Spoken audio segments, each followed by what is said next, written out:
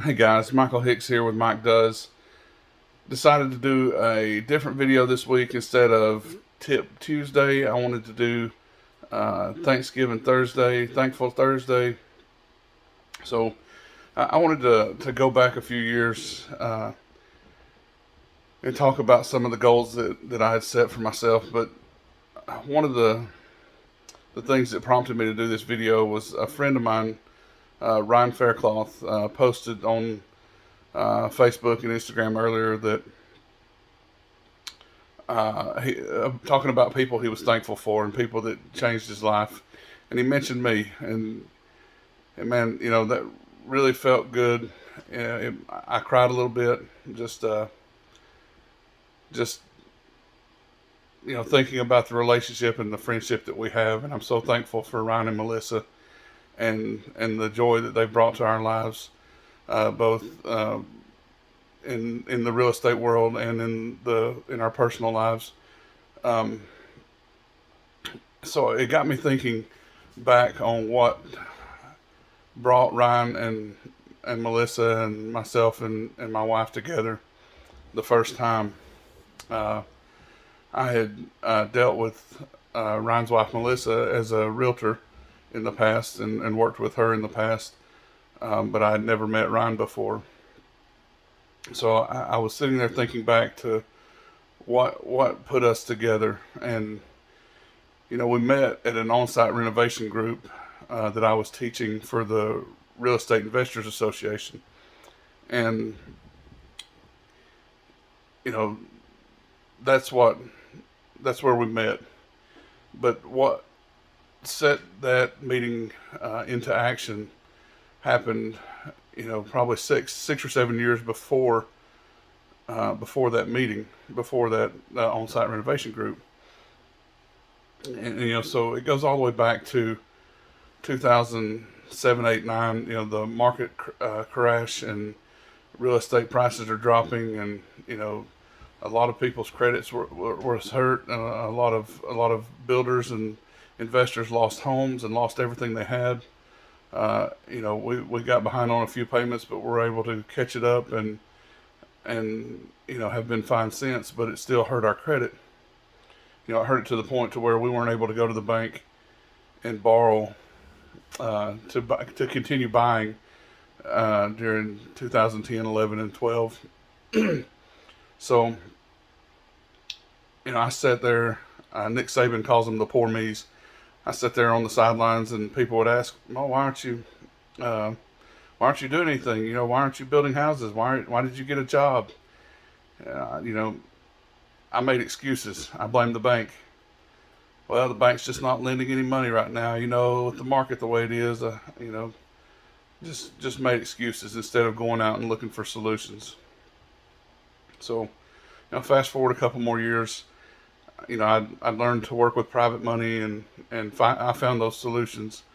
And I'd work with other investors to do deals, and I had an investor um, start buying houses. I would do the rehab, and we would split the deals 50-50.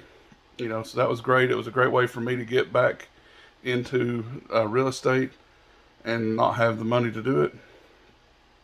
And we did that for probably a year and a half, 2 years, and then I found other private lenders that would just lend the money and let me do the rehab, and then I got all of the deal. But I didn't. I never forgot the individual that helped me and got me back into it and showed me that, hey, there's more than one way to borrow money and do a deal. So at this point, it's probably 2015, getting towards 2016. That I'm starting to teach at the local RIA, the Real Estate Investors Association, and then 2017 we started an on-site renovation group. So we would come out to my rehabs every month, one Wednesday a month, and we'd walk through and we'd go through the numbers and go through the repairs that we were doing, and and just talk through the deal, how it was funded, and how we put it together. So you know, in I gotta say, I guess it was 2016 when I set my goals for 2017. One of those goals was to help somebody else flip their first house the same way somebody else helped me get back into real estate. So by I could purchase the property, and we'd do the rehab together, and I'd walk through the deal and put the deal together. That was one of my goals. So I used the on-site renovation group as an opportunity to pitch that to others. I would say at the beginning of the meeting, hey, if anybody's looking to flip a house and they're not real sure or they need some help, I'll help you through it. We'll work through the deal together and we'll split it 50-50. I did that for 6-7 months, and then nobody ever took me up on it. And then we were at one of the larger rehabs that we were doing. I had just broken my foot um,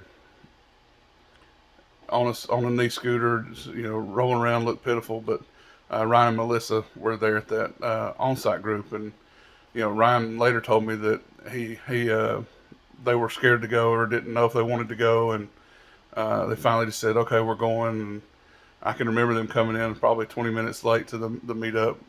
We didn't talk a lot there at that meetup, but they came to my office uh, later that afternoon, and I was there, and they were like, "Hey, were you serious about splitting deals and doing the deals together?" And I said, "Yeah, absolutely." And a lot of people talked about it, but nobody ever did it. Well, they did it. They followed through. They had goals as well. So we were both intentional with our goals. God puts people in front of people and puts people into situations at the right time in the right place. And I think, it was years of me building up from one thing, years of them building up from another. And, our paths crossed, and it's been a great relationship ever since. So, I'm thankful for them, so thankful for them and the everything that they've taught me. Ryan talked about, me helping them and teaching them, but Ryan's constantly teaching me, and uh, you know, I've never told Ryan this, but a lot of times, he makes me feel uncomfortable uh, because of the goals that he has, and because his dreams are much bigger than mine, and that's why I love to be around Ryan, because he keeps me on top of my game and keeps me on my toes and thinking, man, maybe I'm not doing enough. Maybe I need to do more. Uh, and that's what I love about them. But they're hardworking and just always getting after it, and they don't let up. And that's the kind of people I like to be around. So be thankful for your friends.